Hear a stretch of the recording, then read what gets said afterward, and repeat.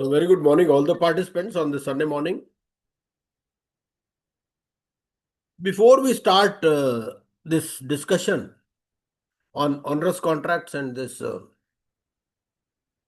mode of sale, etc., during liquidation process, let us understand what could be the various kinds of assets. One could be cash and bank balances. Now, please tell me whether for cash and bank balances, valuation is required? No, No, sir. sir, no. Valuation is not required. For marketable securities, whether valuation is required? Marketable securities are there. Suppose you are holding some shares of a listed company. So just by giving instructions and through operating your Demat account, you can convert those into cash. Another concept is of not readily realizable assets, which we discussed in the last session, that there are certain assets which are not readily realizable. Another could be the type of onerous contracts. Now let us start with this discussion on onerous contracts. And so today we will be basically covering two aspects. One is this onerous contracts and another is the mode of sale during liquidation process. And we can cover this valuation also. So these three aspects we would like to cover today. Just a minute.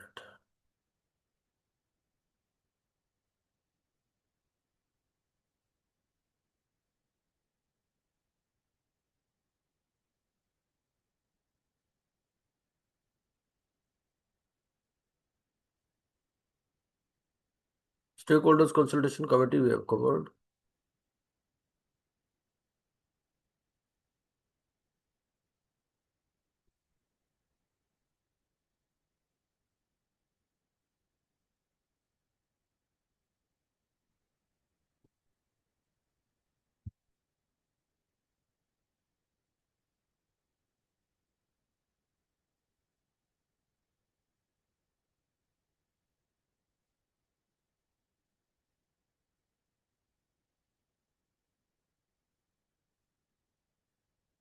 Yes, disclaimer of onerous property.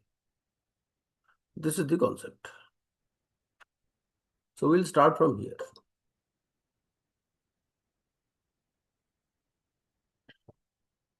Let me share my screen also.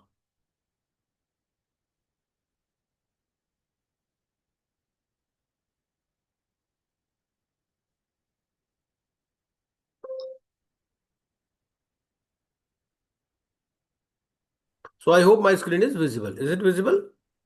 Yes, sir. Disclaimer of onerous property. What is this? Disclaimer of onerous property. As we know that during liquidation, we try to distribute the assets amongst the stakeholders. That is the basic purpose of liquidation. Yes, sir. Now, those assets could be transferred as it is. It could be sold as a going concern. Even part of the business of the assets could be sold as a going concern. But there are certain assets which cannot be sold. You gave advertisement in paper, no buyer came. Now what to do with such type of assets? So that is the concept of onerous property. Regulation number 10, disclaimer of onerous property. So what it says? It says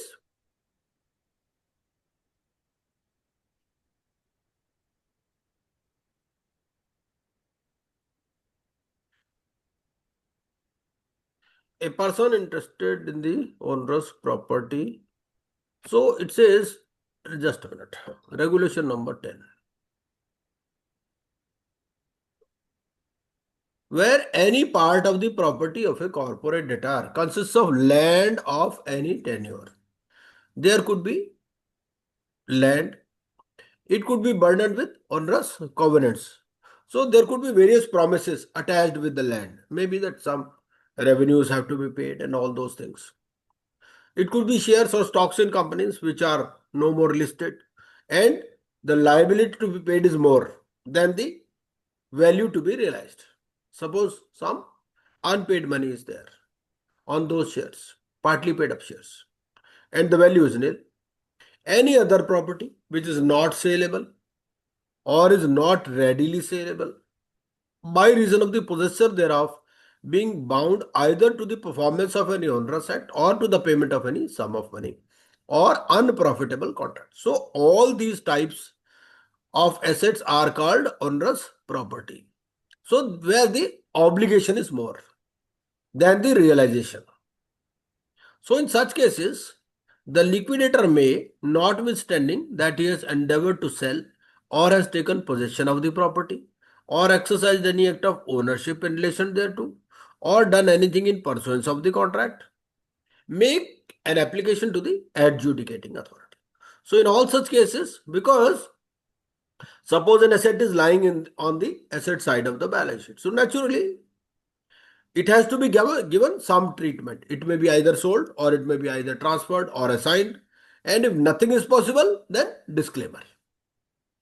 The liquidator may, notwithstanding that he has endeavored to sell or has taken possession of the property or exercised any act of ownership in relation thereto or done anything in pursuance of the contract, make an application to the adjudicating authority within 6 months from the liquidation commencement date. So this application has to be made within 6 months from the liquidation commencement date, or such extended period as may be allowed by the adjudicating authority to disclaim the property or contract.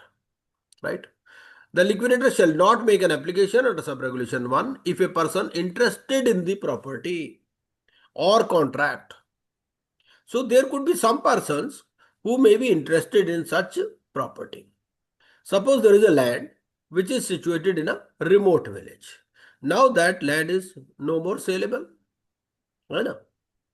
But there is a person who is sowing crops on that land. So he may be a person or he may be a villager. He may be interested in that land.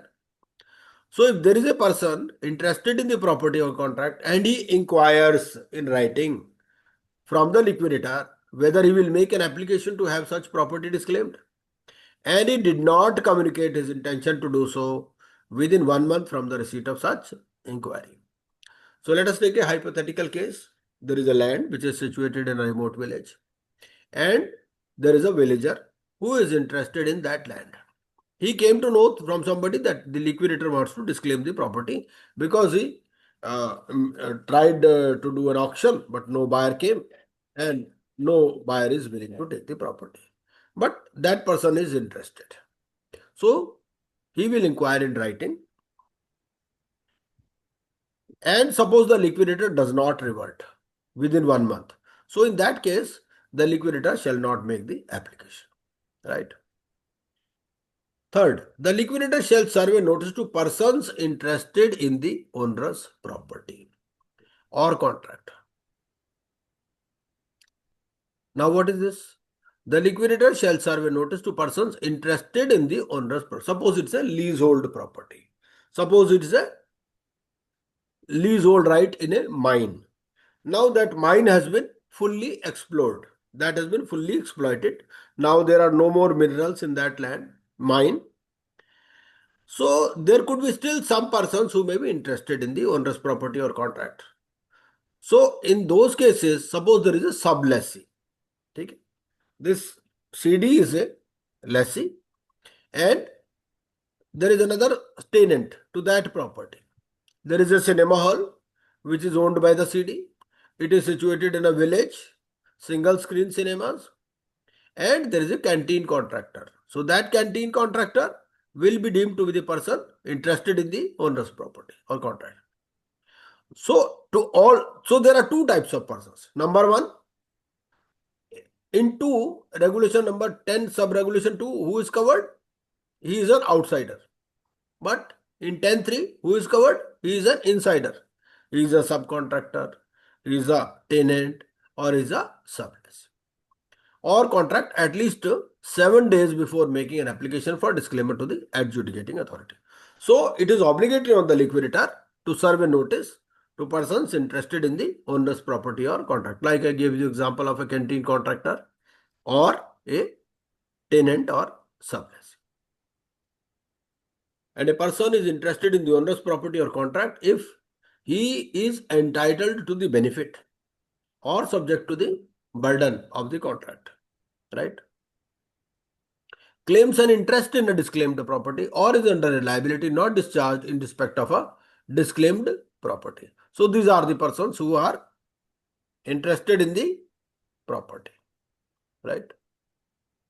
Now, Regulation 10, Sub-Regulation 4, it says, subject to the order of the adjudicating authority approving such disclaimer, the disclaimer shall operate to determine from the date of disclaimer the rights, interest, and liabilities of the corporate debtor in or in respect of the property or contract disclaimed, but shall not, except so far as is necessary, for the purpose of releasing the corporate debtor and the property of the corporate from liability, affect the rights, interest, or liabilities of any other person. Right? A person affected by the disclaimer under this regulation shall be deemed to be a creditor of the corporate debtor for the amount of the compensation or damages payable in respect of such effect and may accordingly be payable as a debt in liquidation under section 53(1)(f). Like I gave you example of a canteen contractor. This CD is owning a cinema hall that is on lease basis. So leasehold rights. The CD paid some money for obtaining lease, for obtaining that, for running that cinema on lease, and that leasehold right is appearing as an asset. And there is a canteen contractor. Now no buyer is interested in that leasehold asset. So accordingly, the canteen contractor also has to move his equipment, etc. He will give, because that is a person who is interested in the property.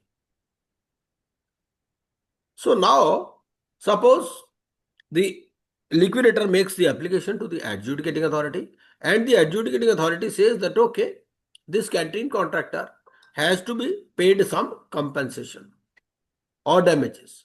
So in that case, to that extent, that canteen contractor will become a creditor of the CD, and his debt will be paid in last 53(1)(f), other remaining debts and dues. Okay? This is the meaning of owner's property. Any question on this? यही concept समझ में आ गया कि नहीं आ गया? अब आप पूछेंगे भाई उस प्रॉपर्टी का क्या होगा? अरे देखिए, ऐसा होता है कि जो भी प्रॉपर्टी है ना, अगर वो नहीं है, that belongs to the state, उसकी बैलेंस शीट से निकालने का मतलब है हमारे को, ठीक है ना? हमें तो सीडी की बुक्स में ट्रीटमेंट करना है। मान लो लैंड है, तो जैसे गांवों में होती है गोचर भूमि होती है, दैट बिलोंग्स टू नन, इस तरह से। So any questions on this before we move to next?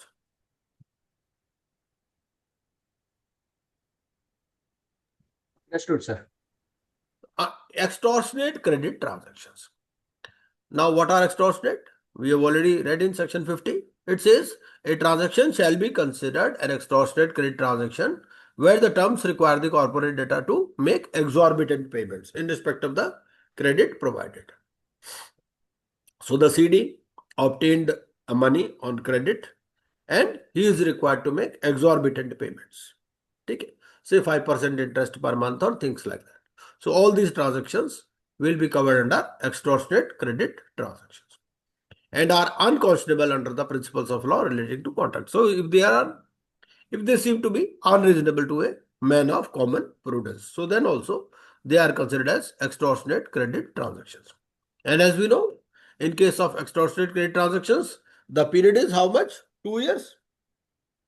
2 years period है, whether from related or unrelated party. ठीक? पब्लिक अनाउंसमेंट हमने पहले भी पढ़ लिया है। पब्लिक अनाउंसमेंट फॉर्म बी के अंदर होना है विद इन 5 days फ्रॉम इस date of the announcement and 30 days will be given to submit the claims. ठीक है? Preliminary report we already covered. Early dissolution, let us see this early dissolution. Okay, there could be a case where the realizable properties of the corporate debtor are insufficient to cover the cost of the liquidation process, right? And the affairs of the corporate debtor do not require any further investigation. So, if in the because in the preliminary report, the liquidator has to state whether the affairs of the corporate debtor require any further investigation. That means he is hinting at any avoidance transactions. Okay? But if there is no hanky panky, then he may request for early dissolution. But early dissolution has to be done only after the preparation of the preliminary report and in consultation with the consultation committee. ठीक है. So what he will do? He will apply along with a detailed report incorporating the views of the consultation committee to the adjudicating authority for early dissolution of the corporate debtor and for necessary directions in respect of such dissolution. Quarterly progress reports are to be made.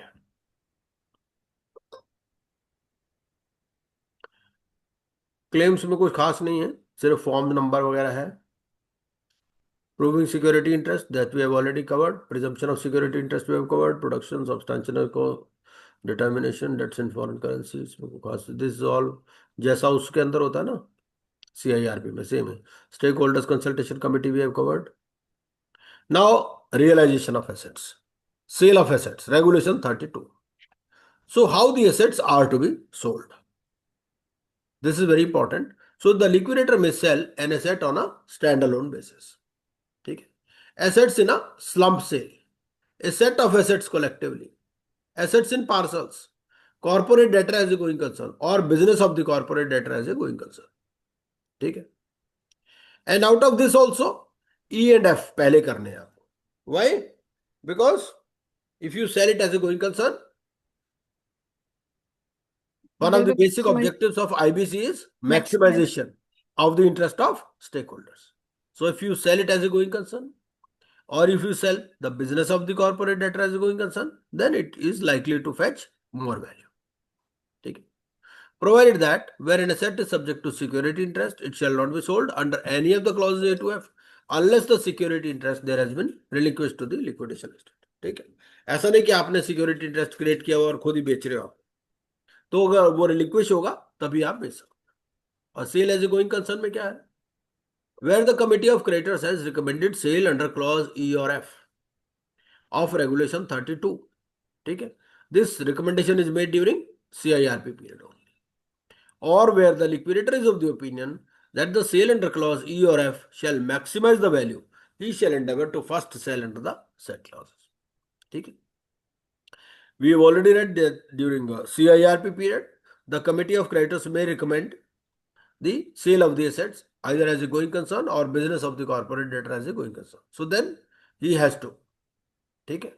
या liquidator को लगता है कि it shall maximise the value, then he shall endeavour to sell first under the set clauses. ठीक है. अब ये अलग अलग कॉन्सेप्ट क्या है? Stand alone, slump sale, collectively, assets in parcels. Sometimes the assets are club together. Suppose it's a computer centre. ठीक है. अब कंप्यूटर सेंटर में टेबल भी है, लैपटॉप भी है, पीसी भी है ना, सीपीयू भी है. अब उनको अलग अलग बेचना है या कलेक्टिवली बेचना है. तो अगर आप कलेक्टिवली बेचेंगे तो इट में फेच मोर वैल्यू. भाई पूरा कंप्यूटर सेंटर, ठीक है, उसको एसेट्स इन पार्सल्स बोल दीजिए या सेट ऑफ एसेट्स कलेक्टिवली बोल दीजिए. ठीक है. Now what is the business of the corporate debtor as a going concern and how it is different from corporate debtor. Corporate debtor मतलब कंप्लीट कंपनी. ठीक है. Business of the corporate debtor means a CD may be having more than one business, four plants. Now this business could be location wise or it could be asset wise. आपका location wise क्या है? जैसे 4 plants है आपका, Delhi, Bombay, Calcutta, Madras.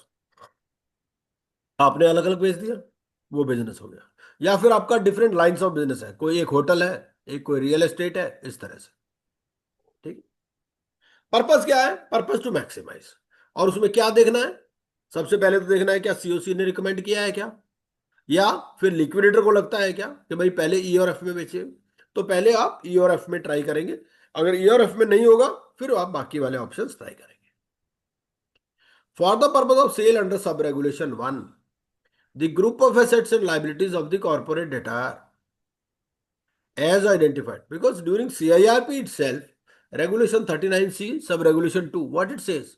It says कि भाई COC ही उस time group कर देती है एसेट्स और लाइबिलिटीज को. ठीक है. It shall be sold as a going concern. Assets और लाइबिलिटीज मतलब मान लीजिए कोई एक टीवी मैन्युफैक्चरिंग कंपनी है, ठीक है। अब टीवी मैन्युफैक्चरिंग में बहुत सारी चीजें हैं। मान लीजिए उसका कोई पिक्चर ट्यूब मैन्युफैक्चरिंग यूनिट है या कोई स्क्रीन मैन्युफैक्चरिंग यूनिट है ना। तो उसके हिसाब से उसको उन्होंने अलग अलग आइडेंटिफाई कर दिया एसेट्स एंड लायबिलिटीज में। So they may be sold as a going concern. ये सीआईआरपी पीरियड में ही सीओसी रिकमेंड कर देती है।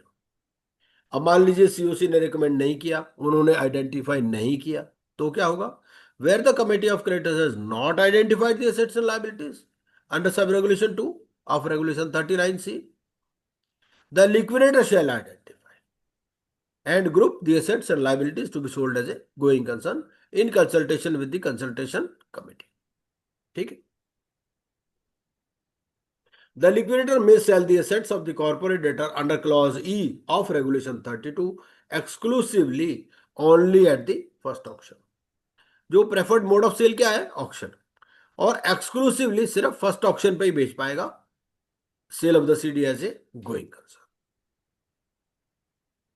ठीक। For the purpose of this sub-regulation, it is hereby clarified that the sale of the corporate debtor under clause E cannot be offered as the only option for bidders after the first auction। First auction में तो कह सकता है कि भाई I will sell the CD as a going concern only, दूसरी option देगा ही नहीं वो, है ना, कि assets on stand alone basis, parcels, collectively, वो सब ऑप्शन नहीं देगा, ठीक है। लेकिन पहली ऑप्शन में ही वो अलाउड है। बाकी के ऑप्शन में सेकंड ऑप्शन ऑनवर्ड्स वो ये नहीं कह सकता कि भाई I will exclusively sell it as going concern, दूसरी ऑप्शंस भी देनी पड़ेगी। Where the liquidator is of the opinion that it is viable to run the corporate debtor as a going concern, he shall consult the consultation committee, and only on its advice he shall run the affairs of the corporate debtor as a going concern to the extent approved, ठीक है। अगर इसको लगता है कि भाई it is viable to run the corporate debtor as a going concern, तो he shall consult the consultation committee, and only on its advice he shall run the affairs of the corporate debtor as a going concern to the extent approved, ठीक है।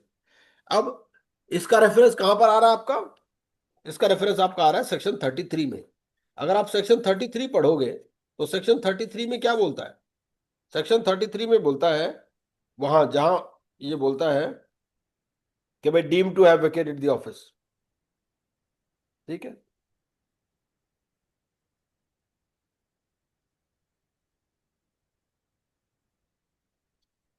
Initiation of liquidation में आता ना ये 33(7), if we read section 33 sub section 7 क्या बोलता है?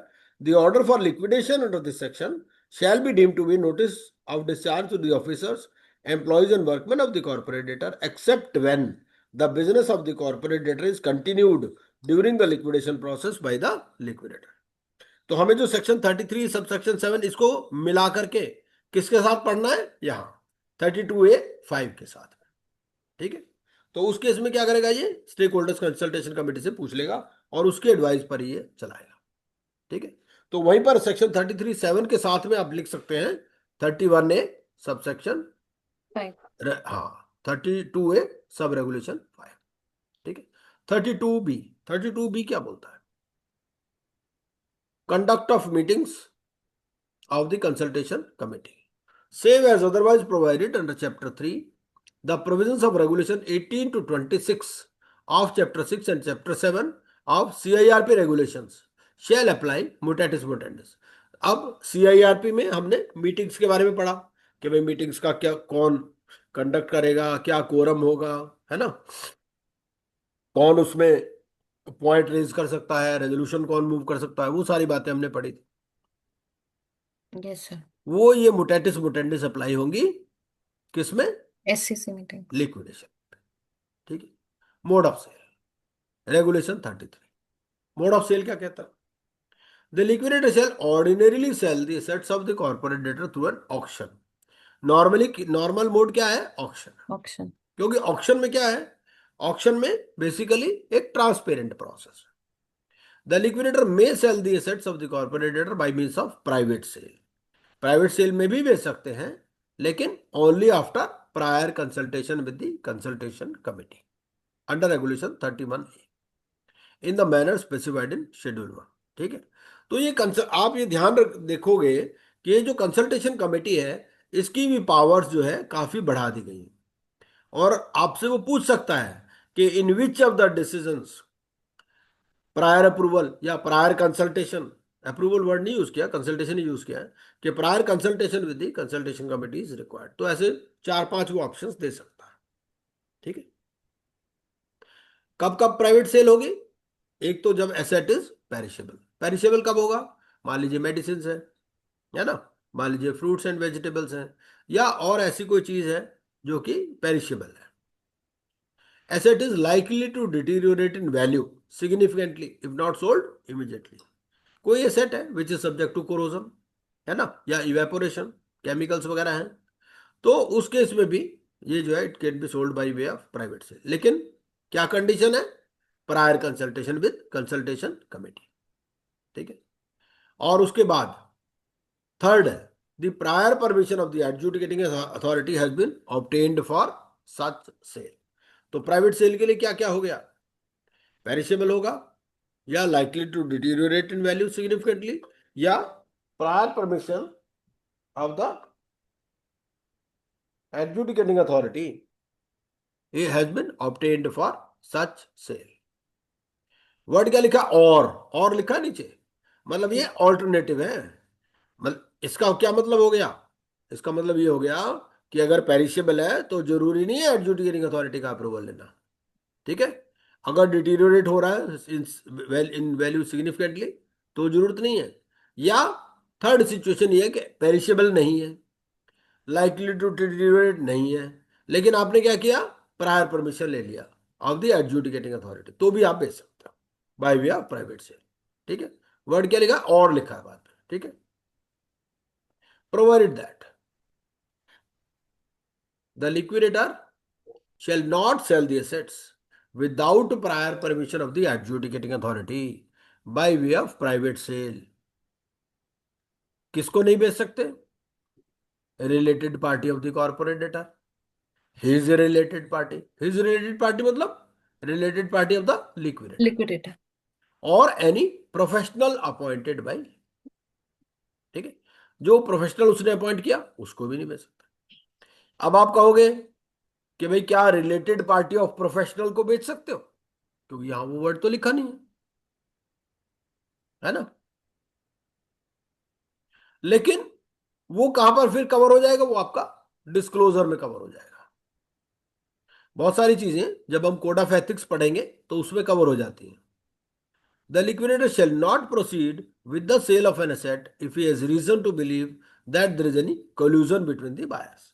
ये कोल्यूजन बिटवीन द बायर्स क्या होता है? कई बार क्या होता है कि बहुत सारे बायर्स आपस में मिल जाते हैं कि भाई देखो ऑक्शन करता रहिए, हम प्राइस ज्यादा बढ़ाएंगे ही नहीं, बाद में जो प्रॉफिट होगा आपस में बांट लेंगे। मान लो कोई 10 करोड़ की प्रॉपर्टी है, वो कह देगा भाई देखो आपस में हम 3-4 जने तो हैं, हम मिल जाते हैं, है ना, 2 करोड़ से ज्यादा कोई बिडिंग करो ही मत। 10 करोड़ की प्रॉपर्टी है, बाकी जो 8 करोड़ का प्रॉफिट होगा हमें वो हम आपस में बांट लेंगे। तो that is cartelling amongst the buyers. अगर उसको लगता है कि कोई ऐसा कोल्यूजन है बिटवीन द बायर्स और the corporate debtors related parties and buyers और the creditors and the buyer, and shall submit a report to the adjudicating authority in this regard seeking appropriate orders against the colluding parties। उसको लगता है कि parties आपस में मिली हुई है ना, भाई वैल्यू तो ज्यादा है लेकिन हमारे पास बिड ही नहीं आ रही, या कुछ और रीजन है, कोई सीक्रेट इन्फॉर्मेशन इन्होंने पास ऑन कर दी, तो उस केस में क्या करेगा? He shall submit a report to the adjudicating. अब आप कहोगे मान लो लिक्विडेटर भी मिला हुआ हो तो क्या होगा? फिर लिक्विडेटर पे भी ऑफेंसेस एंड पेनल्टीज के प्रोविजंस। Sir, ऐसे just one point, sir. Yes, In that regulation, sir, 33, provided that the liquidator net shall the asset without prior permission of the adjudicating authority by way of private sale. Suppose, sir, if he takes the permission from the adjudicating authority and it is approved, then can he sell the asset to any of the relative of the corporate debtor or his own relative or any professional appointed by? yes, he can sell actually। let me give you an example, because even during CIRP period transactions with related parties are not barred. ठीक है, there is no बार। होना क्या चाहिए, arms length पर होना चाहिए। Suppose there is one original equipment manufacturer.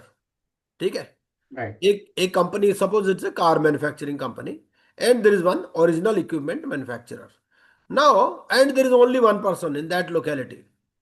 He wants to buy the assets of that car company, and he is giving good price also. So with the permission of the adjudicating authority, that is done. There is no bar. आप समझिए, बार नहीं है related party के साथ transaction में। Even section 28 अगर हम पढ़ें, even during CIRP, if you ask me whether you can enter into transactions with related party, the answer is yes. Prior approval लेना है विद 66% मेजोरिटी। ऐसे ही यहां पर है, अगर आप प्रायर अप्रूवल ले लोगे तो कर सकते हो, कोई दिक्कत नहीं। So that is a condition attached, right, sir? That he has to take the permission of the adjudicating right, authority. Because there is more likelihood of any conflict of interest, so that is why they have made it subject to the permission of the adjudicating authority. और आप देखो, अगर वो if they are not going with clean hands तो permission देगा ही नहीं ना एडजुडिकेटिंग अथॉरिटी भी, तो they have to prove to him. और देखिए, ये तो लिखने की बातें हैं, ऐसे कौन परमिशन लेता है, नॉर्मली लेगा ही नहीं वो, जब तक उसको बिल्कुल ही कॉन्फिडेंस नहीं है ना। Yes, sir. The liquidator shall not proceed, ये हो गया। Asset memorandum regulation 34 for cases under sub regulation 1 of regulation 35। ये 35(1) क्या है? 35(1) ये है कि where valuation has already been done during CIRP। Valuation तो होता ही है ना। The liquidator shall within 30 days from the liquidation commencement date prepare an asset memorandum। मतलब ये कि वैल्यूएशन नहीं चाहिए, अगर वैल्यूएशन नहीं करना है तो एसेट मेमोरेंडम जल्दी बन जाएगा। ठीक है ना, based on the information memorandum prepared under section 29 with suitable modifications. 29 में उसने CIRP पीरियड में इंफॉर्मेशन मेमोरेंडम बनाया ही होगा, है ना, और उसी के बेसिस पर उसको एसेट मेमोरेंडम बनाना है। ठीक है, for cases covered under sub regulation 2 of regulation 35। 2 में कौन से केसेस कवर्ड है? जहां पर वैल्यूएशन या तो Valuation. करवाया ही नहीं था, या अगर करवाया था तो वो काफी पुराना हो गया है, और COC कहती है या स्टेक होल्डर्स कंसल्टेशन कमेटी है कि भाई नया वैल्यूएशन करवाइए। ठीक है, द लिक्विडेटर उसके लिए फिर पीरियड ज्यादा है, क्योंकि वैल्यूएशन में भी टाइम लगेगा। तो then it is the period is 75 days from the liquidation commencement date. ठीक। Sir, one question. हाँ Can जी, this asset memorandum be revised if the liquidator comes to his notice any property which was not there even in the CRP period in the valuation reports? If he comes across any such property and he has to get it evaluated, हाँ क्यों नहीं, बिल्कुल हो सकता so है। it देखिए can be, ऐसा है ना, but with the permission of adjudicating authority. एक बार देख लेते हैं इसको, पूरा पढ़ लेते हैं, फिर देख लेते हैं। तो the asset memorandum shell provide the following details. क्या होना है? Value of the asset valued in accordance with regulation 35, because regulation 35 talks of valuation. Value of the assets or business under clauses B to F of regulation 32। अब एक को cover क्यों नहीं किया? एक को कवर इसलिए नहीं किया, वो तो एसेट्स इंडिविजुअल एसेट्स है ना। Valued in accordance with regulation 35 if intended to be sold under those clauses। फिर intended manner of sale in accordance with regulation 32 and reasons for the same।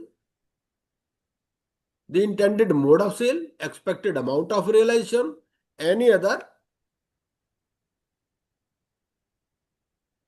information that may be relevant। तो ये सारा आपको asset memorandum के अंदर डालना है। The asset memorandum shall provide the following details in respect of each of the assets other than those referred to in sub regulation 2। Value of the asset, intended manner and mode of realization। अब देखिए इसमें क्या कहता है, वो कहता है कि other than those refer to in sub regulation 2। तो सब रेगुलेशन 2 में कौन से एसेट्स हैं? सब रेगुलेशन 2 में जो एसेट्स हैं वो कहता है कि which are intended to be realised by way of sale. कुछ ऐसे एसेट्स होंगे जो उसको लगता है कि भाई हाँ इनकी सेल हो जाएगी, उनमें तो ये चीजें देनी है। ठीक है, और जो लगता है कि उसको बाय वे ऑफ सेल नहीं हो सकते, उसमें क्या देना है ये बता रहा है। ठीक है। Value of the asset, intended manner and mode of realization and reasons for the same, expected amount of realization and any other information that may be relevant for the realization of the asset. ठीक है। The liquidator shall file the asset memorandum along with the preliminary report to the adjudicating authority. और ये asset memorandum आपको जो preliminary report है, preliminary report कितने, शायद 75 days के अंदर आपको देनी है Yes, sir. To the adjudicating authority. उसके साथ में ही आपको एसेट मेमोरेंडम भी देना है। The liquidator shall share the asset memorandum with the board and members of the consultation committee. किसके साथ शेयर करना है?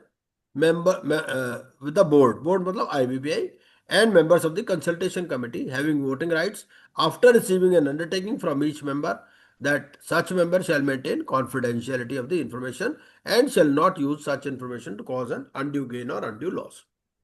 अब आपका सवाल कि अगर मान लीजिए इसमें कोई चेंज आ गया, इसने एसेट मेमोरेंडम बना दिया, बोर्ड के साथ फाइल भी कर दिया, उसके बाद में इसको लगता है कोई एसेट छूट गया है या कोई गलती हो गई है, तो naturally he can revise it, कोई इशू नहीं है। पर वही है कि जिसको इंफॉर्मेशन दी थी बोर्ड को भी दोबारा देगा, या member of the consultation committee को भी देगा। Yes. Valuation of assets intended to be sold.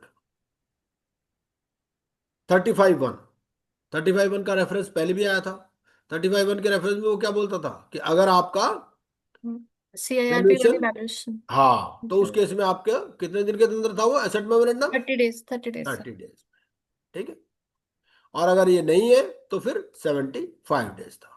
तो 35(1) कहता है कि मान लीजिए आपने CIRP पीरियड में वैल्यूएशन करवाया है। ठीक है। Valuation has been conducted under regulation 35 of CIRP regulations. Yes. ठीक है। या regulation 34 of fast track regulations. The liquidator shall consider the average. तो उस केस में अगर उसको लगता है वो वैल्यूएशन ठीक है तो एवरेज ले लेगा of the estimates of values arrived under those provisions. ठीक है। अब मान लीजिए उसने वैल्यूएशन नहीं करवाया, या लिक्विडेटर को लगता है after consultation with the consultation committee क्या कि फ्रेश वैल्यूएशन रिक्वायर्ड है, तो within 7 days of the liquidation commencement date he will appoint 2 registered valuers. अब आप कहोगे भाई 7 दिन के अंदर कंसल्टेशन कमेटी कहां से आ गई? कंसल्टेशन कमेटी तो 60 दिन के अंदर बननी है। तो ये है कि उसमें लिखा हुआ है 31A में ही कि जो भी हमारी COC है वही कंसल्टेशन कमेटी मानी जाएगी जब तक हमारी स्टेक होल्डर्स कंसल्टेशन कमेटी नहीं बन जाती। ठीक है।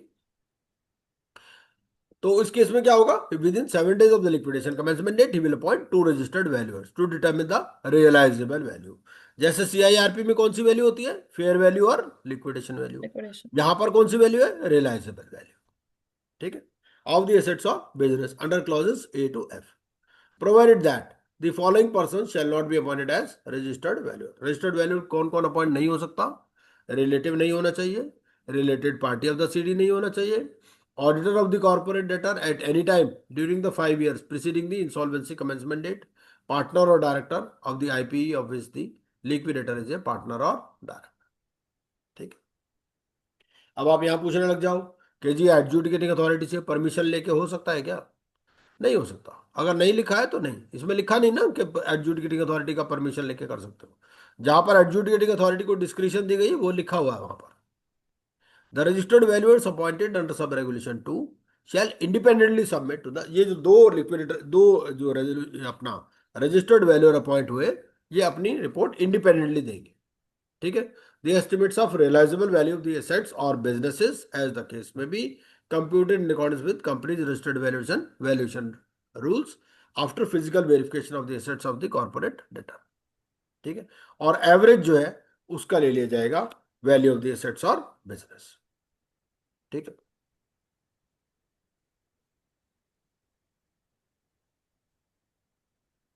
Where valuation is undertaken as per sub-regulation 2, the liquidator shall facilitate a meeting wherein registered valuers shall explain the methodology. तो रजिस्टर्ड वैल्यूअर्स को बुलाया जाएगा और वो मेथोडोलॉजी एक्सप्लेन करेंगे कि भाई वैल्यूएशन कैसे करना है, क्योंकि वैल्यूएशन के डिफरेंट मेथड्स रहते हैं, है ना। इनकम अप्रोच है, एसेट्स अप्रोच है ना, इस तरह से। तो the liquidator shall facilitate a meeting wherein registered valuer shall explain the methodology being adopted to arrive at valuation to the consultation committee before finalization of valuation reports. ठीक है. The liquidator shall share the valuation reports. अब question ये आता है कि valuation reports क्या share कर सकता है with the members of the consultation committee. और मेंबर्स ऑफ कंसल्टेशन कमेटी कौन है, ये हमने रेगुलेशन 31A में पढ़ लिया. रिलेटेड पार्टीज के अंदर नहीं आएगी, है ना. After obtaining an undertaking that they shall maintain the confidentiality of such reports and shall not use these reports to cause an undue gain और अनड्यू लॉस टू इटसेल्फ और एनी अदर पर्सन. बेसिकली कौन आते हैं consultation committee में, जो भी creditors है ना. In case there is deviation of 25% in the valuation of an asset class under sub regulation 2 from valuation under regulation 35 of CIRP. ठीक है. अब डेविएशन आ गया, CIRP में वैल्यूएशन कराया था, अब भी वैल्यूएशन करा लिया, 25% से ज्यादा का वेरिएशन आ गया, तो क्या होगा. The liquidator shall facilitate a meeting wherein the registered valuers shall explain the reasons for the difference to the consultation committee. ठीक है. तो उस मीटिंग में रजिस्टर्ड वैल्यूअर को बुलाया जाएगा and they shall explain the reasons for difference to the consultation committee. Next regulation, asset sale report. अब assets अलग अलग बिक रहे हैं, है ना. क्वार्टरली प्रोग्रेस रिपोर्ट जा रही है ड्यूरिंग लिक्विडेशन. अब ये जो है, जो भी प्रोग्रेस रिपोर्ट हमारी जा रही है, क्वार्टरली प्रोग्रेस रिपोर्ट, उसके साथ में आपकी सेल रिपोर्ट भी जानी है, क्योंकि एसेट्स तो धीरे धीरे करके बिकेंगे, है ना. तो जितने भी एसेट्स बिक गए उसके बारे में रिपोर्ट आपको लगानी है to be enclosed with the progress report. On sale of an asset the liquidator shall prepare an asset sale report in respect of the said asset to be enclosed with the progress reports containing the realised value, cost of realisation if any, manner and mode of sale, and if the value realised is less than the value in the asset memorandum, क्योंकि asset memorandum में value लिखी हुई थी, है ना. तो reasons for the sale, the person to whom the sale is made and any other details of the sale. तो ये सारी चीजें इसके अंदर एसेट सेल रिपोर्ट में जानी. Now realisation of security interest by the secured creditor, ये हमने पहले ही कवर कर लिया सिक्योर्ड क्रेडिटर में, है ना.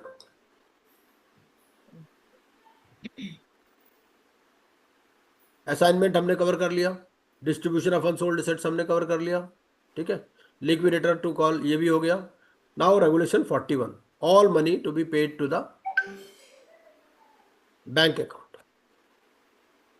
क्या कहता है ये, the liquidator shall. अच्छा, ये सारे इतने इंपॉर्टेंट नहीं है, ये बाद में करते हैं. पहले हम क्या करते हैं, सीधा हम शेड्यूल पर चलते हैं. ठीक है. क्योंकि हमने वहां क्या पढ़ा था कि भाई शेड्यूल के हिसाब से होगा, तो वो पहले शेड्यूल हम कर लेते हैं, उसके बाद में यहां पर आ जाएंगे हम. मोड ऑफ सेल शेड्यूल 1, क्योंकि वो सेल से रिलेटेड है, रेगुलेशन 33 से रिलेटेड है. उसके बाद में ये वाले बाद में कर लेंगे, ये इतने इंपॉर्टेंट नहीं है. Under regulation 33, auction, wherein a asset is to be sold through auction, a liquidator shall do so in the manner specified in. इस तरह ऑक्शन कैसे होगी ये बता रहा है.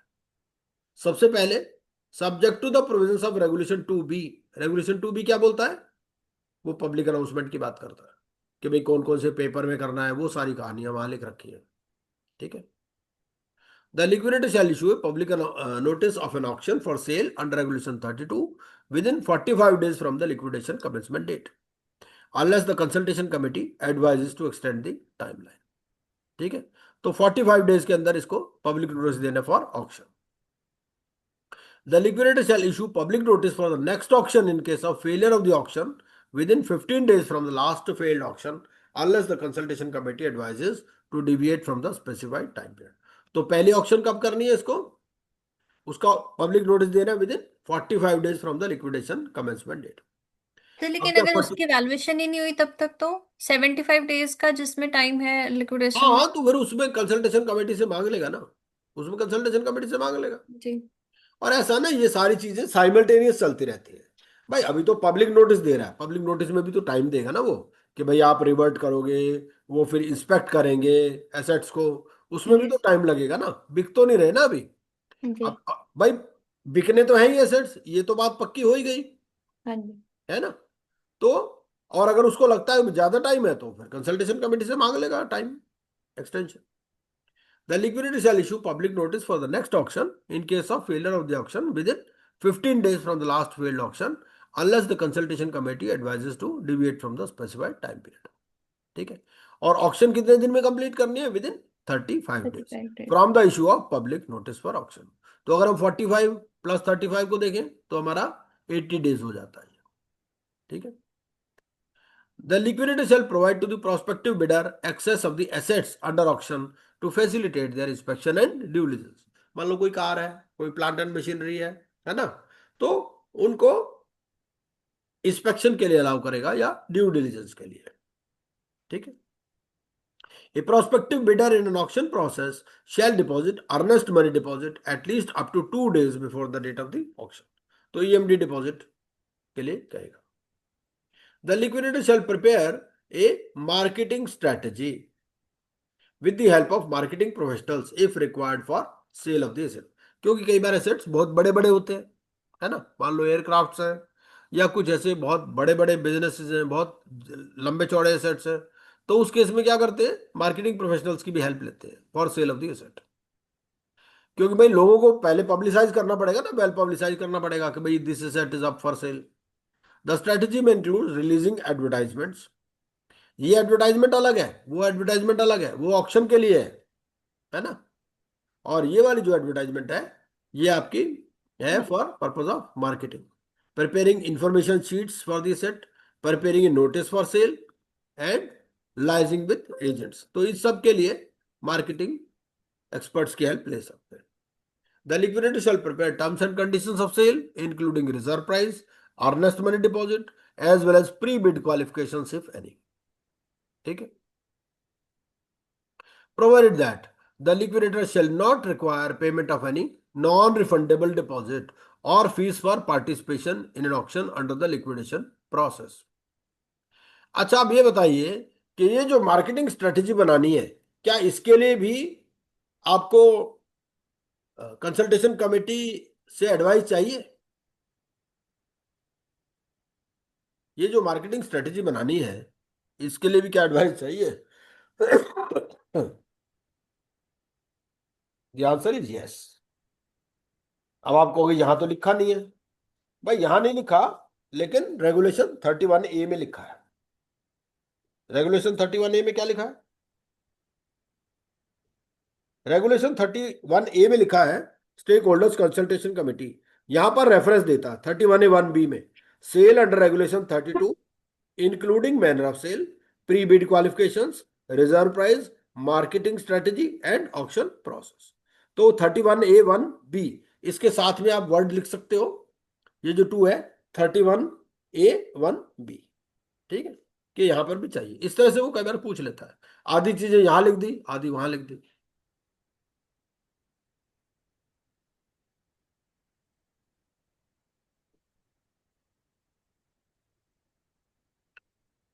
Provided that the liquidator shall not require payment of any non-refundable deposit or fees for participation in an auction.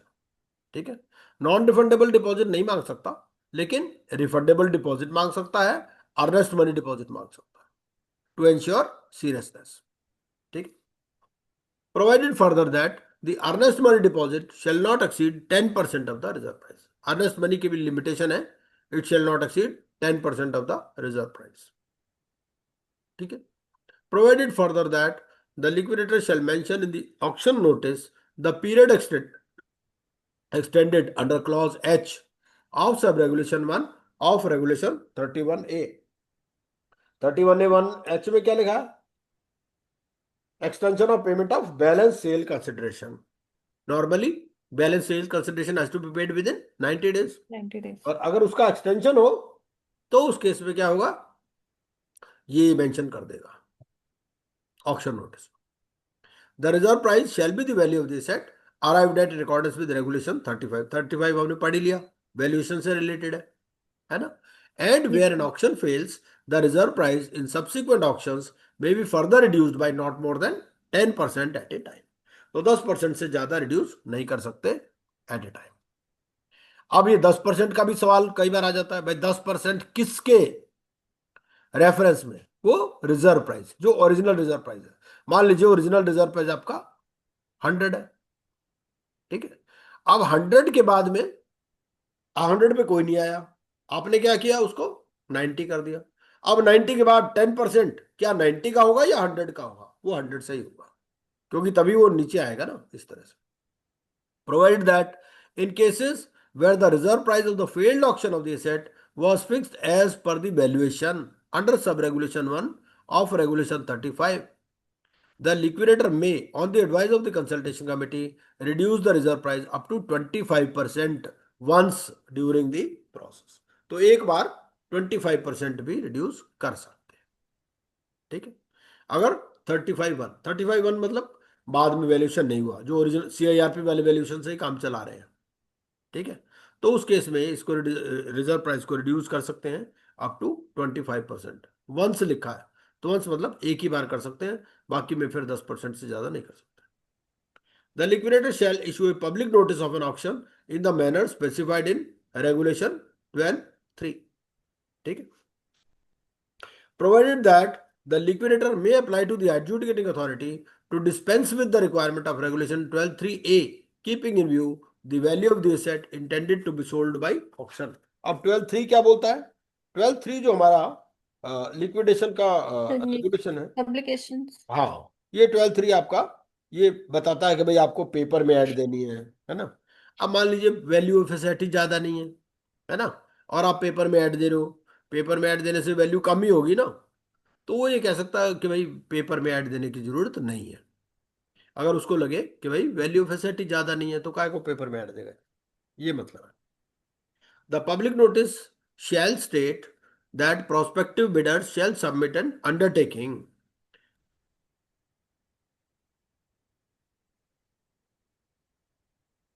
अब आप ये देखो, वर्ड क्या लिखा, पब्लिक नोटिस। पब्लिक नोटिस अलग चीज है, ठीक है।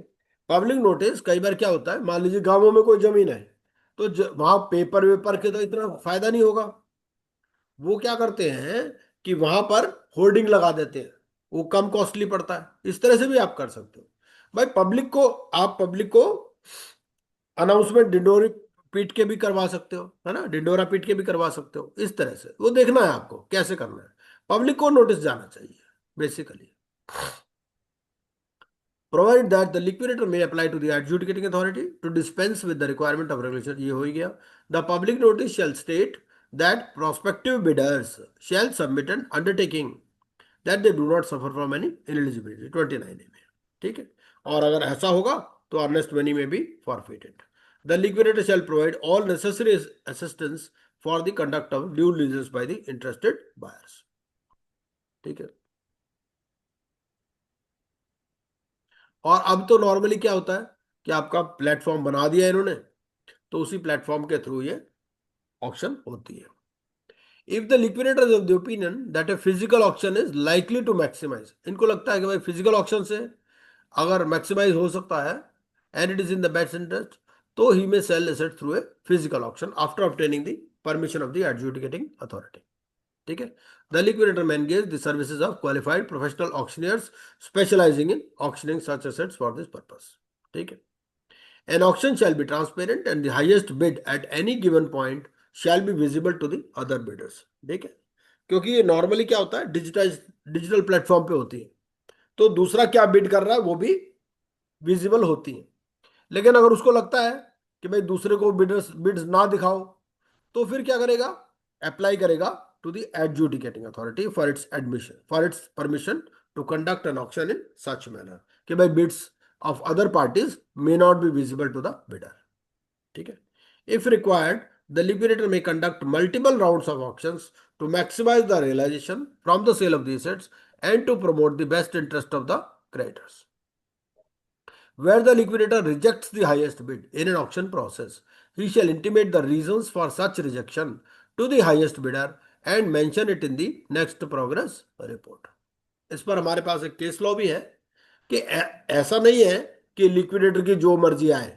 भाई एक बार अगर हाईएस्ट ऑक्शन आ गई तो उसकी भी लिमिटेशन है, ऐसा नहीं कि उसको वो रिजेक्ट कर दे।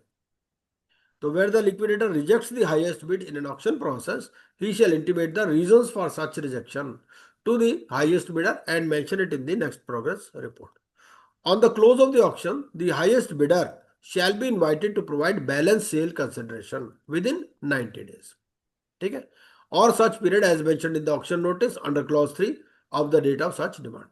वो clause 3 में क्या, वो ही उसी का रेफरेंस दे दिया कि स्टेक होल्डर्स कंसल्टेशन कमेटी से अगर एक्सटेंडेड टाइम है, normally 90 days, provided that payments made after 30 days shall attract interest at the rate of 12%. ठीक है, 90 days का पीरियड जरूर है, लेकिन 30 दिन के बाद में 12% का इंटरेस्ट लगेगा. 12% मतलब 12% पर Adam. Provided further that the sale shall be cancelled if the payment is not received within the period provided under this clause.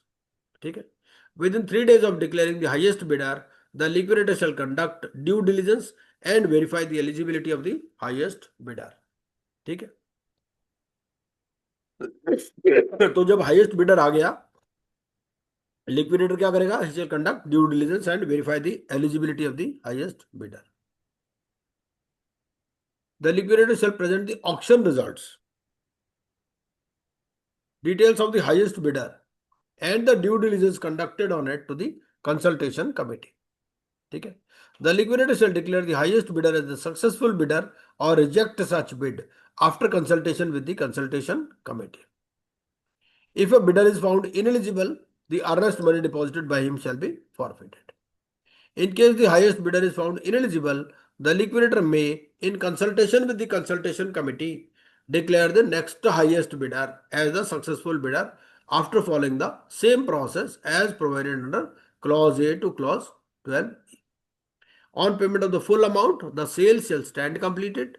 The liquidator shall execute certificate of sale or sale deed to transfer. क्योंकि देखो यहाँ invoice तो दे नहीं पाएगा, है ना भाई. अगर आप कार किसी से खरीदते हो डीलर से, तो इनवॉइस देता है. अभी लिक्विडेटर इनवॉइस तो देगा नहीं आपको. वो क्या करता है, एक सर्टिफिकेट ऑफ सेल देता है या सेल डीड देता है. To transfer such assets and the assets shall be delivered to him in the manner specified in the terms of sale. ठीक है, ये प्रूफ ऑफ ओनरशिप बन जाएगा. Private sale, where an asset is to be sold through private sale, a liquidator shall conduct the sale in the manner specified herein. कैसे करेगा, सबसे पहले तो स्ट्रेटेजी बनाएगा टू अप्रोच इंटरेस्टेड बायर्स. क्यों, यहाँ तो प्राइवेट सेल हो रही है, ऑक्शन तो हो नहीं रही, पब्लिक नोटिस तो जा नहीं रहा, पब्लिक एडवर्टाइजमेंट नहीं हो रहा, तो एक स्ट्रेटेजी बनाएगा टू अप्रोच इंटरेस्टेड बायर्स. ठीक है, एंड प्राइवेट सेल में be conducted through directly liaising with potential buyers और their agents, through retail shops और through any other means that is likely to maximize the realization from the sale of such assets. लेकिन हमने शुरू में पढ़ लिया कि प्रेफर्ड मोड क्या है, ऑक्शन.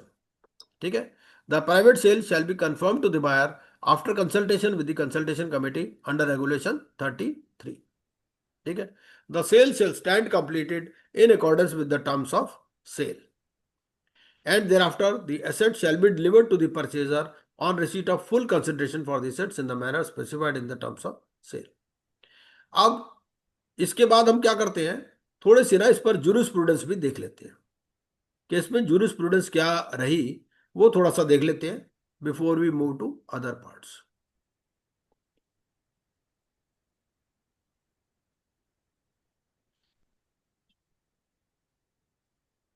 ये सेक्शन वाइज हमारी जूरिस्प्रूडेंस है. मैं जरा शेयर कर दूं एक बार ये.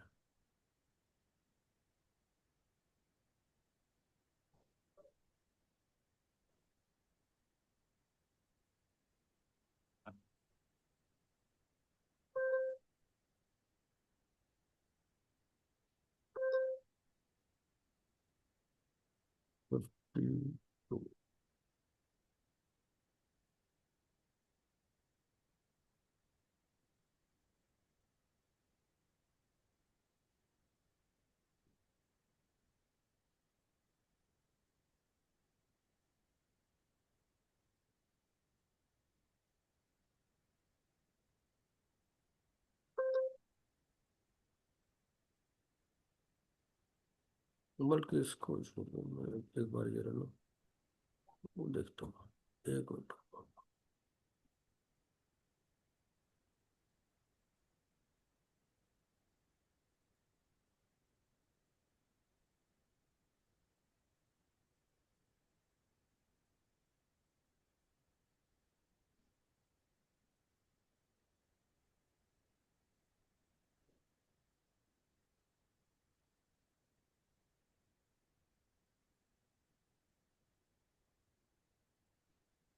ये यहां से ये केस लॉज वाली फाइल आपको नजर आ रही होगी। यस। हाँ। पूजा जी केस याद है वो कौन सा था? सुगना पॉटरीज का था, कौन सा केस है? Sir liquidation. ऑप्शन वाला। हाँ ऑक्शन वाला, हाँ। क्या नाम था उसका? सुगना पॉटरीज था क्या, ऐसे कुछ नाम था। एनसीएलएटी का केस है मेरे ख्याल वो, जहां तक मुझे ध्यान पड़ रहा है।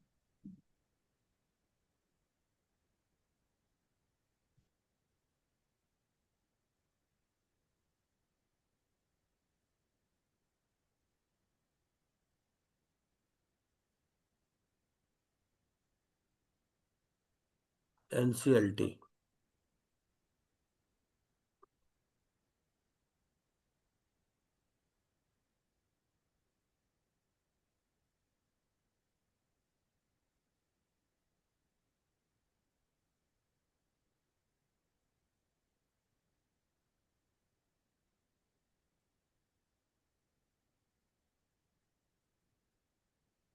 हेलो, हाँ बेटे। हाँ जी।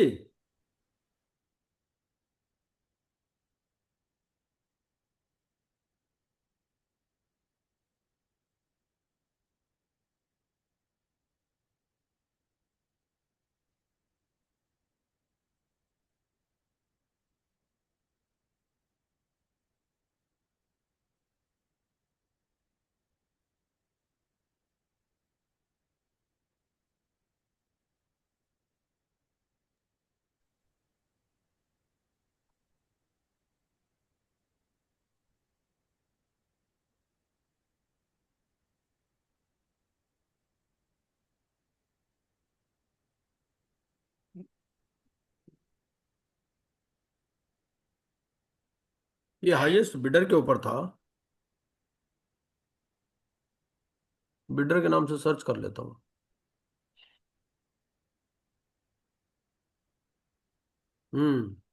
ईवा एग्रो, ये केस था। 39 नंबर केस है। ये सुप्रीम कोर्ट का है। हाँ ईवा एग्रो का केस है, ईवा एग्रो फीड्स।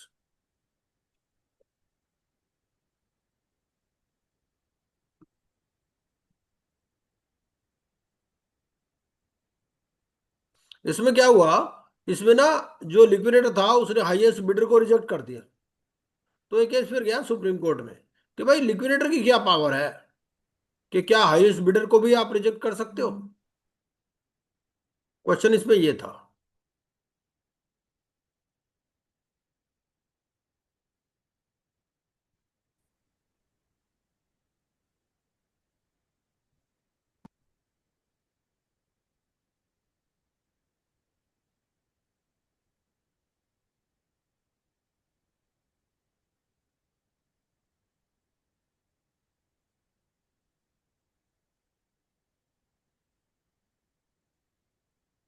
ये ईवा एग्रो, मेरी आवाज सुनाई दे रही है ना आपको? Yes sir. हाँ। 39। तो लाइट का थोड़ा सा इशू हो जाता कई बार, तो इसलिए ईवा एग्रोफिट्स। इसमें क्या हुआ था केस में, इसमें यह था कि देखो जी डिस्क्रिशन तो है लिक्विडेटर के पास, है ना। Merely because liquidator has discretion of carrying out multiple auction, it does not necessarily imply that he would abandon or cancel a valid auction, fetching a reasonable price, and opt for another round of auction process with expectation of a better price. देखो auction proper हुई है, price भी मिल गया उसको, पर वो सिर्फ इस एक्सपेक्टेशन में कि और बेटर प्राइस मिल जाएगा, और बेटर मिल जाएगा, तो फिर उसको ऑक्शन को कैंसिल नहीं कर सकता। ये केस था। तो कॉर्पोरेट डेट था इसमें अमृत फीड्स, और एपेलेंट था ईवा एग्रो फीड्स, जिसकी बिड रिजेक्ट की गई थी। ठीक है। रिस्पोंडेंट था PNB and other and the appointed liquidator. So on July 20, 2021, an e-auction was conducted for the assets of the CD. Eva Agro he emerged as the highest bidder. ठीक है। Reserve price था 10 करोड़ का, उसने 10 करोड़ की bid दे दी, और was issued an e-auction certificate confirming the successful bid. इसको e-auction का certificate भी मिल गया। However, later that day, the liquidator cancelled the auction, invoking clause 3K of the e auction process. भाई e auction process bid document में क्या लिखा होता है कि भाई without assigning any reason you can cancel the auction at any time, है ना, ये लिखा होता है, ये स्टैंडर्ड क्लॉजेज होती है। उसने क्लॉज 3K का मेंशन किया कि ई ऑक्शन प्रोसेस का, and announced a fresh auction. Eva Agro challenge this cancellation before NCLT Kolkata, ठीक है, which directed the liquidator to proceed with the sale in favour of Eva Agro. तो एनसीएलटी ने कहा भाई ठीक है ईवा एग्रो के फेवर में सही है, तो ईवा एग्रो को ही दो। Liquidator complied, accepting the balance sale consideration and issuing a sale certificate, ठीक है। बाद में एनसीएल जो पीएनबी था एक फाइनेंशियल क्रेडिटर, इन्होंने अपील कर दी एनसीएलटी के ऑर्डर के अगेंस्ट में एनसीएलटी को, ठीक है। और एनसीएलटी ने क्या किया, एनसीएलटी का डिसीजन सेटिस्फाइड कर दिया और परमिट कर दिया लिक्विडेटर को to initiate a fresh auction, ठीक है। तो फैक्ट्स क्या है, CIRP was initiated against the CD and thereafter liquidation order was passed, liquidator appointed, and by an email forwarding a sale notice for sale of the assets, and in e-auction process appellant was declared as the successful bidder.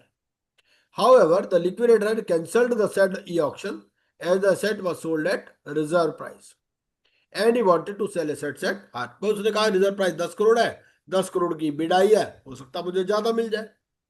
Agreed by the same the appellant, ये जो जिसकी bid reject की थी, he filed interlocutory application before NCLT. NCLT ने allow कर दिया application को कि कोई इरेगुलरिटी तो है नहीं भाई ऑक्शन प्रोसेस में, है ना, and further directed the liquidator to send a communication to the appellant requiring him to deposit the balance sale consideration. लेकिन अब ये जो पीएनबी था financial creditor and had security interest in the said asset of the corporate debtor filed appeal seeking to set aside the impugned order, ठीक है। The respondent had raised the issue that even if some bidder was highest, it did not amount to auction had successfully been completed। बोला भाई ऐसा है कि highest होने से क्या होता है, कोई जरूरी नहीं है कि भाई से सक्सेसफुल हो जाए। Appellant received a congratulatory email from the second respondent, that is the liquidator. Language of the said email is important. The appellant was informed that it had won the auction for the subject property. The winning bidder's order had been prepared and the item was listed on the appellant's web page. If the appellant had any queries, it was advised to contact the auction administrator. When the appellant requested respondent number 2 for issuance of allotment letter, it received an email from the respondent number 2 on 21st July itself. The appellant was informed that in terms of clause 3K of the e-auction process, he had cancelled the e-auction. The appellant was informed that the liquidator would come up with a fresh e-auction for sale of the इनका भाई fresh auction होगी। कोई reason नहीं दिए गए थे, no reasons were assigned by the liquidator for cancellation of the e-auction held on 20th July 2021. The appellant was simply informed that the e-auction was cancelled in terms of clause 3K of the e-auction process information document. Clause 3K only declares that the liquidator has absolute right to accept or reject any or all bids or adjourn, postpone, cancel the e-auction.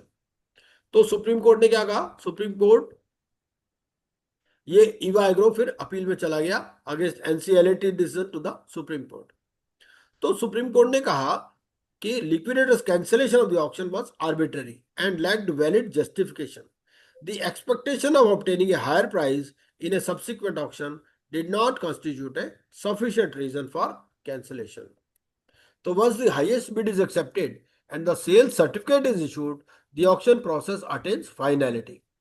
The liquidator cannot unilaterally cancel the auction without substantial and justifiable reasons.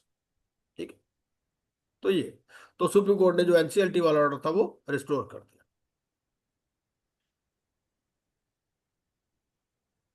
चलिए अब दोबारा हम बाकी वाले जो regulation है उसको cover कर लेते हैं।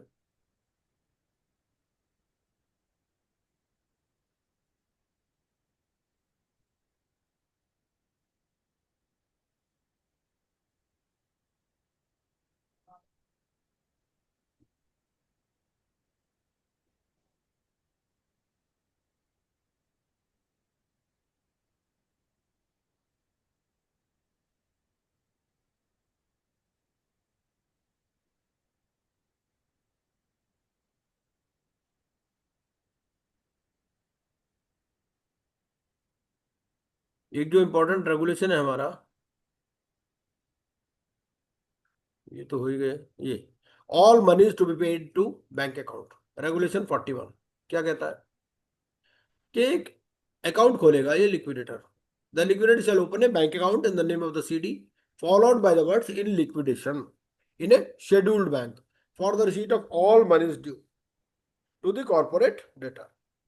ठीक है, the liquidator shall deposit in the bank account opened under sub regulation 1 all monies, word क्या लिखा, all monies, including checks and demand drafts received by him as the liquidator of the corporate debtor, and the realizations of each day shall be deposited into the bank account without any deduction।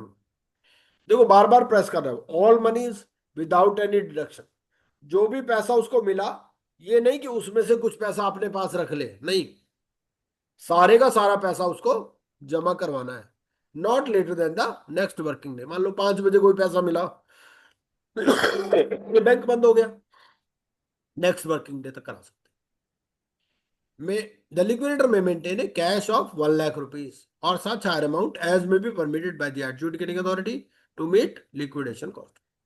5 lakh रुपए cash मिल गए, ये नहीं कि वो 1 लाख रुपए cash रख के 4 लाख जमा कराए, नहीं, पहले पूरे पैसे जमा कराने हैं, उसके बाद में विड्रॉ कर। ठीक है, all payments out of the account by the liquidator above 5,000 rupees shall be made by checks drawn or online banking transactions against the bank account। तो जितनी भी पेमेंट्स होनी है वो कैसे होनी है, बाय चेक्स या ऑनलाइन बैंकिंग ट्रांजेक्शन। तो अब आप कहो भाई कि 1 लाख रुपए कैश बैलेंस की क्या जरूरत है, जब 5,000 रुपए से ऊपर किसी को देना ही नहीं है कैश में, तो आप 1 लाख रुपए रख के क्या करोगे। Regulation 42 distribution. अब कोई रिक्शे वाला आ गया, कुछ आ गया, उसको चेक थोड़ी दोगे आप, है ना, इस तरह से। Subject to the provisions of section 53 the liquidator shall not commence distribution before the list of stakeholders and the asset memorandum has been filed with the adjudicating authority. ठीक है, तो डिस्ट्रीब्यूशन कब तक शुरू नहीं करना है आपको, जब तक लिस्ट ऑफ स्टेक होल्डर्स और जो एसेट मेमोरेंडम है ये फाइल ना हो जाए। एसेट मेमोरेंडम फाइल करने का पीरियड आपने देख ही लिया, 30 डेज या 75। 75 days. The liquidator shall distribute the proceeds from realization within 90 days from the receipt of the amount to the stakeholders। ठीक है, ये जो जगह जगह ये पे लिखे हुए ना, ये बोल्ड किए हुए हैं, ये आपको खास ध्यान रखने हैं, क्योंकि ये बोल्ड का मतलब ये चेंज हुआ है, ये पहले कुछ था, अब ये 90 डेज हो गया। The liquidator shall distribute the proceeds from realization within 90 days from the receipt of the amount to the stakeholders। The insolvency resolution process cost, if any, and the liquidation cost shall be deducted before such distribution is made। Return of money, किसको मिल गया गलती से वापस कर दो। Completion of liquidation, ये भी important है। The liquidator shall liquidate the corporate debtor within period of 1 year. ठीक है, notwithstanding pendency of any application for avoidance transaction. अगर कोई अवॉइडेंस ट्रांजेक्शन की एप्लीकेशन पड़ी, उससे कोई फर्क नहीं पड़ता, वो अलग चलती रहेगी, ये आपको 1 ईयर में कंप्लीट करना है। ठीक है, और 1 ईयर से पहले भी क्या कंप्लीट हो सकता है, Early resolution, sir. हाँ, अर्ली रेजोल्यूशन में पहले भी कंप्लीट हो सकता है, अगर उसको पता कोई एसेट्स ही नहीं है ना। If the liquidator fails to liquidate the corporate debtor within 1 year he shall make an application to the adjudicating authority to continue such liquidation along with the report explaining why the liquidation has not been completed and specifying the additional time that shall be required for liquidation। ठीक है, in relation to the liquidation process is commenced। अच्छा, अब यहां पर भी क्या stake holders consultation committee का role है। यहां पर अगर मान लीजिए 1 साल में लिक्विडेशन कंप्लीट नहीं हुआ, तो क्या अपने आप ही एप्लीकेशन लगा देगा या स्टेक होल्डर कंसल्टेशन कमेटी से भी पूछना है। उसके लिए आपको कहाँ मिलेगा, आपको 31A में जाना पड़ेगा, है ना, कि 31A में कुछ लिखा है क्या ऐसा।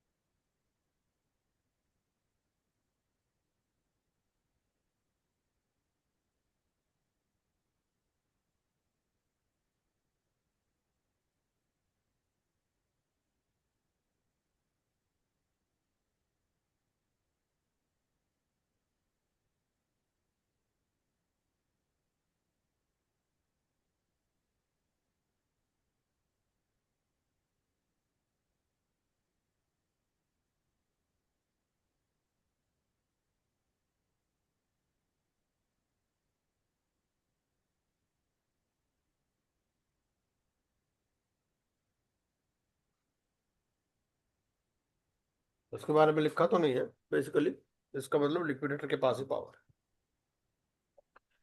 44A, treatment of avoidance transactions.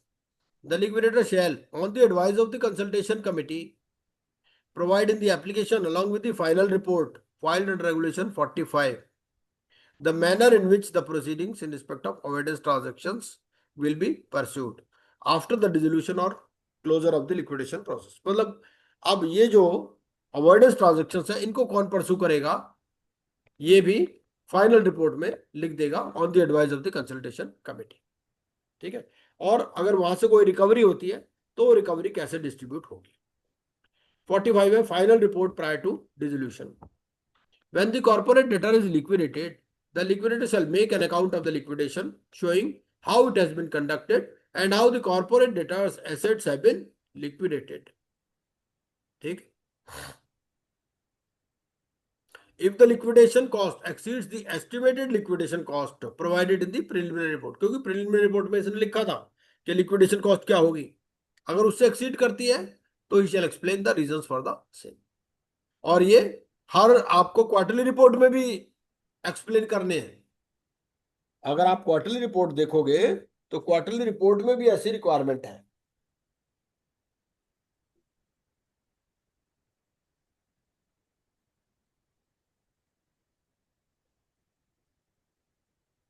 Quarterly report में कहा लिखा है ये भी मैं बता देता हूं आपको।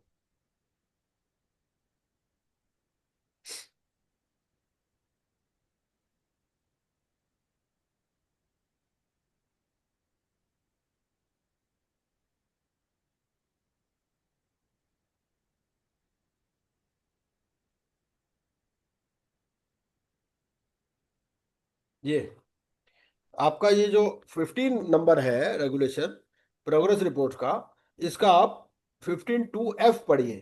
15(2)(f) में लिखा है changes if any in the estimated liquidation cost. ठीक है, तो अगर क्वार्टरली बेसिस पे भी उसको लगता है कि लिक्विडेशन कॉस्ट चेंज हो रही है तो वो भी वहां बताएगा, और फाइनल रिपोर्ट में तो देगा ही।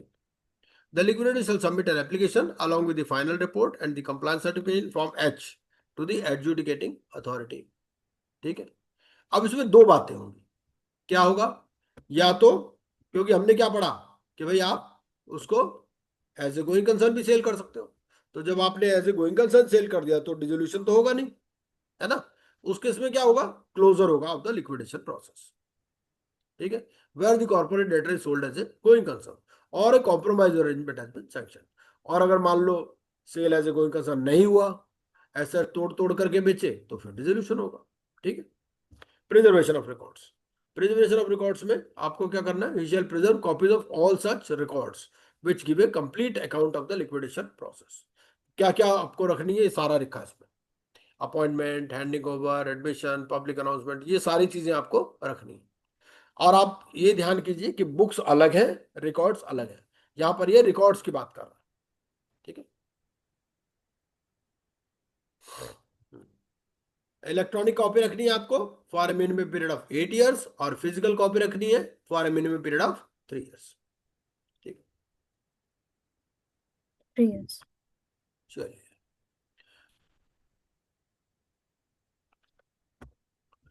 Corporate liquidation account. The board shall maintain and operate an account to be called the corporate liquidation account with a scheduled bank, provided that until the corporate liquidation account is operated as a part of the public accounts of India, the board shall open a separate bank account with a scheduled bank for the purpose of this regulation। और इसमें क्या जमा कराने हैं आपने, जो भी unclaim dividends हैं, अनडिस्ट्रीब्यूटेड प्रोसीड्स हैं, ये सारे along with any income earned. ठीक है, till the date of deposit to the corporate liquidation account. और जब आप ये फाइनल रिपोर्ट सबमिट करोगे उससे पहले आपको ये पैसा यहाँ पर जमा करा देना है कॉर्पोरेट लिक्विडेशन अकाउंट, क्योंकि भाई अब बंद हो रही है दुकान, है ना, तो जो कोई लेने नहीं आया वो उसको हैंड ओवर कर देंगे corporate liquidation account. A liquidator who holds any amount of unclaimed dividends or undistributed proceeds in a liquidation process on the date of commencement shall deposit the same within 15 days of the date of such commencement along with any income earned there। ठीक है, और अगर आप 15 दिन के अंदर नहीं जमा कराते तो आपको 12% इंटरेस्ट लगेगा per annum from the due date of deposit. ये लिक्विडेटर को पर्सनली बियर करना पड़ेगा, ये नहीं कि ये लिक्विडेशन कॉस्ट में डाल दो। A liquidator shall submit to the authority with which the corporate debtor is registered and the board the evidence of deposit। तो ये evidence of deposit, इसको रसीद मिल जाएगी, वो रसीद रखेगा, and a statement in form number 1 setting forth the nature of the amount deposited and the names and last known addresses of the stakeholders entitled to receive the unclaimed dividends or undistributed proceeds। ठीक है। The liquidator shall be entitled to a receipt from the board for any amount deposited into the corporate liquidation account। ठीक है। अब मान लीजिए यहां तो जमा करा दिया इसने, यहां ये कब देना है इसको? Before submitting an application for completion of this liquidation process. अब इसने यहां जमा करा दिया, अभी डिसोल्यूशन नहीं हुआ। अगर डिसोल्यूशन नहीं हुआ तो क्या, और वो बंदा आ गया जिसका पैसा है, तो वो लिक्विडेटर को अप्लाई करेगा in form 1 for withdrawal of the amount. Form 1 या आई है जो भी है। On receipt of request, the liquidator, after verification of the claim, shall request the board for release of amount to him for onward distribution। ठीक है, और board फिर release कर सकता है। और liquidator after making the distribution shall intimate the adjudicating authority of such distribution। ठीक है। After dissolution of the corporate debtor, अब मान लीजिए वो बंदा जो है वो डिसोल्यूशन के बाद में आया, तो अब क्या करेगा? अब तो लिक्विडेटर चला गया, अब ये बोर्ड को अप्लाई करेगा in form for an order. ठीक है। और मान लीजिए वो स्टेक होल्डर नहीं आया, उसकी डेथ हो गई, कोई दूसरा बंदा आता है उसके लिए, तो वो क्या करेगा? उसके क्रेडेंशियल्स वेरीफाई करेंगे। If any person other than the stakeholder claims to be entitled to any amount deposited into the corporate liquidation account he shall submit evidence to satisfy the liquidator और the board as the case में भी। ठीक है। और board उसके बाद में वो उसको अलाउ करता है। ठीक है। द बोर्ड सेलमेंट, और बोर्ड को भी सारा अकाउंट मेंटेन करना। Corporate debtor wise ledger of the amount deposited into and the amount withdrawn from the corporate liquidation account। Board shall nominate an officer of the level of executive director of the board as the custodian। ठीक है। and no proceeds shall be allowed to be withdrawn without his approval। Board shall maintain proper accounts, और ये इसका audit होगा annually, और audit report it shall be placed before the governing board and be forwarded to the central government। And any amount which remains unclaimed or undistributed for a period of 15 years, ये चला जाएगा फिर आपका consolidated fund of India में। ठीक है। Regulation 46 से बोलता है exclusion of certain assets from the liquidation estate. वो ये कहता है कि ये बड़ा प्रॉब्लम आती थी पहले, ये अभी रिसेंट अमेंडमेंट आया है कि मान लीजिए एक होम बायर है, अब होम बायर ने पूरी पेमेंट कर दी, होम बायर को तो कुछ करना नहीं है, अब इन्होंने उसको पोजीशन नहीं दिया। ठीक है।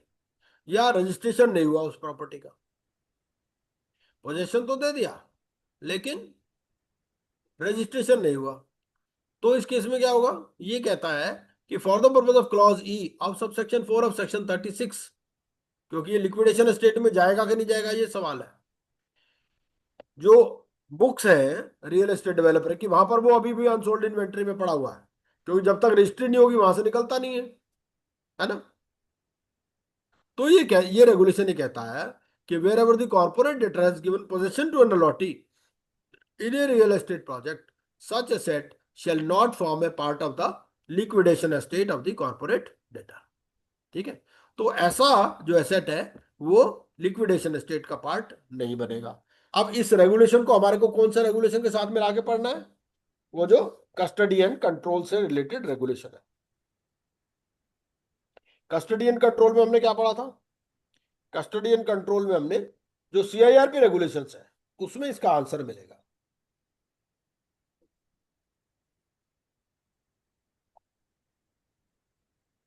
रेगुलेशन नंबर मेरे हिसाब से 12 होना चाहिए शायद,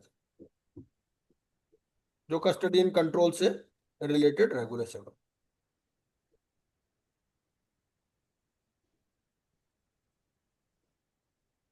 सीआईआरपी रेगुलेशंस की बात कर रहा हूं।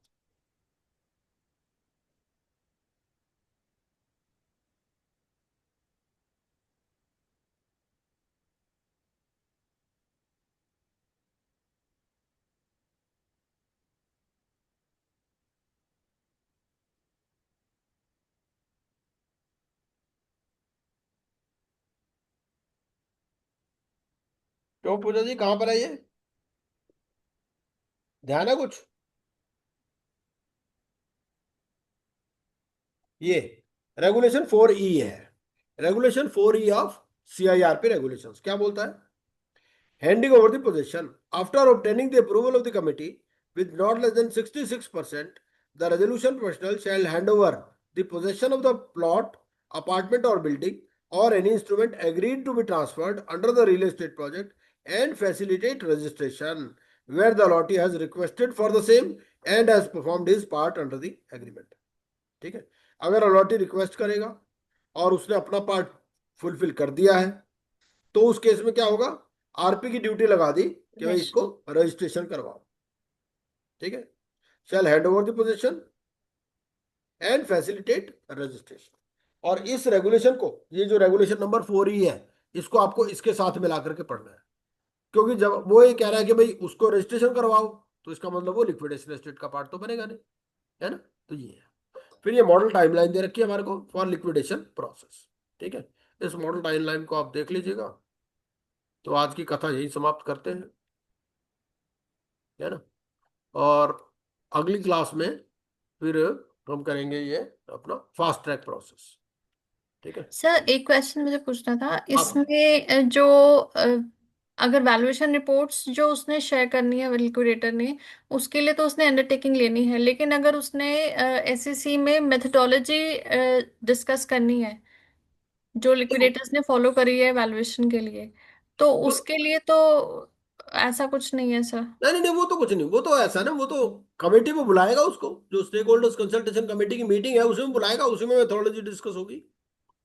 वो बेसिकली क्या है, कई बार क्या होता है, वैल्यूअर ने अपनी रिपोर्ट दे दी। अब जी। वैल्यूअर ये इस रेगुलेशन का आइडिया क्या है? इस आइडिया ये है कि भाई वैल्यूअर पहले बता दे भाई किस मेथड से वो वैल्यूएशन करने जा रहा है, ताकि अगर स्टेक होल्डर्स कंसल्टेशन कमेटी को कोई अपना सजेशन देना हो तो वो दे सके। ये पर्पज है। एक बार ये मेथड एग्री हो जाए उसके बाद वैल्यूएशन, फिर मेथड चैलेंज नहीं कर पाएंगे ना। जी। ये है। तो वो तो ओपन होगा, वो तो मीटिंग में ही आएगा बंदा, वैल्यूअर भी मीटिंग में आएगा, स्टेक होल्डर्स कंसल्टेशन कमेटी की मीटिंग हो रही होगी उसमें वो भी डिस्कस करेगा।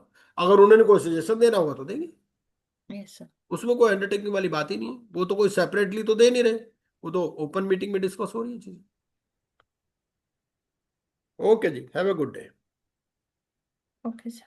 कोई आपका सवाल हो तो आप पूछ लीजिएगा, ग्रुप में भी पूछ सकते हैं, कभी भी पूछ सकते हैं, मुझे फोन भी कर सकते हैं, व्हाट्सएप भी कर सकते हैं। ओके जी। राइट।